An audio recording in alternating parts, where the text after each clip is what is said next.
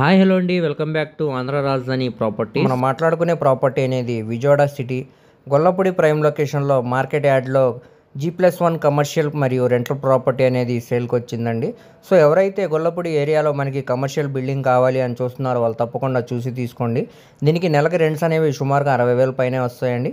So ఈ ప్రాపర్టీకి సంబంధించిన పూర్తి డీటెయిల్స్ అనేవి ఈ వీడియోలో తెలియజేస్తాను. ఈ వీడియోని చివరి వరకు చూడండి. అలాగే మరిన్ని మంచి ప్రాపర్టీస్ కోసం మా ఛానల్ను సబ్స్క్రైబ్ చేసుకుని ఫాలో అవుతూ ఉండండి. సో ఈరోజు మనం మాట్లాడుకునే ప్రాపర్టీ అనేది గొల్లపూడి మార్కెట్ యార్డ్లో కమర్షియల్ బిల్డింగ్ అనేది సేల్కి వచ్చిందండి. ఇది G+1 బిల్డింగ్ అనమాట. ఇది ఈస్ట్ ఫేసింగ్లో ఉండే బిల్డింగ్ అండి. దీనికి టోటల్గా మెజర్మెంట్ అనేది 150 గజాల్లో దగ్గరుండి కట్టుకున్న G+1 బిల్డింగ్ అనమాట అండి. ఈ బిల్డింగ్ కన్స్ట్రక్షన్ చేసి సుమారుగా ఒక 10 years పైనే అవుతుందండి. స్ట్రక్చర్ అంతా కూడా చాలా స్ట్రాంగ్గా ఉంది. ఎటువంటి మేజర్ రిపేర్స్ కూడా లేవన్నమాట అండి. సో ఇవి రెంట్స్ అనేవి ఇచ్చుకుంటే సుమారుగా మనకి 60,000 పైనే రెంట్స్ అనేవి వస్తాయండి.